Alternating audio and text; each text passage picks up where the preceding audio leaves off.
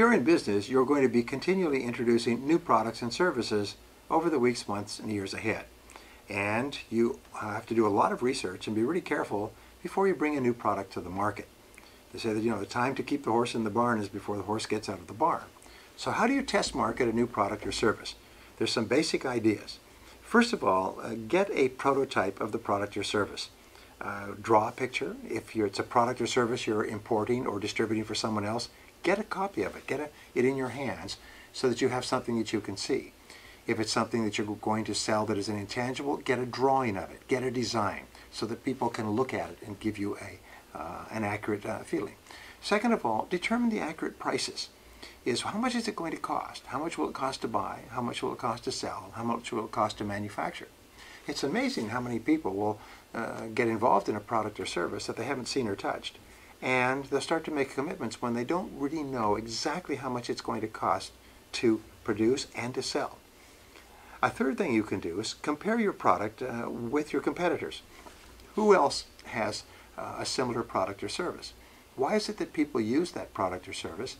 And how is your product or service superior to anything else in the marketplace, all things considered?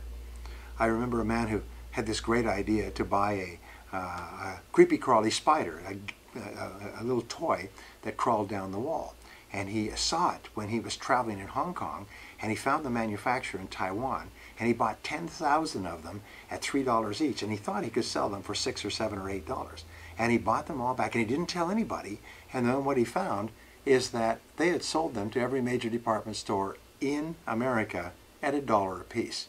He ended up with a warehouse full of these little creepy crawlies because he didn't get an accurate prototype, he didn't get a correct price, and he didn't do any market research.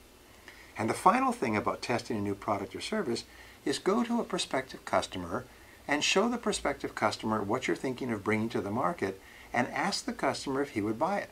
And if he would buy it, what price would he pay? And what does he like about it? What does he not like about it? And what we have found is that customers are remarkably honest. They will tell you straightforward whether or not it's a good idea. They will tell you if the price makes sense.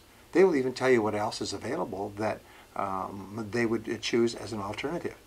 So don't be afraid to ask customers for their opinions, because a customer's opinion can either make or save you an enormous amount of money. Before you bring a new product or service to the market, do your homework and do it thoroughly in advance, not afterwards.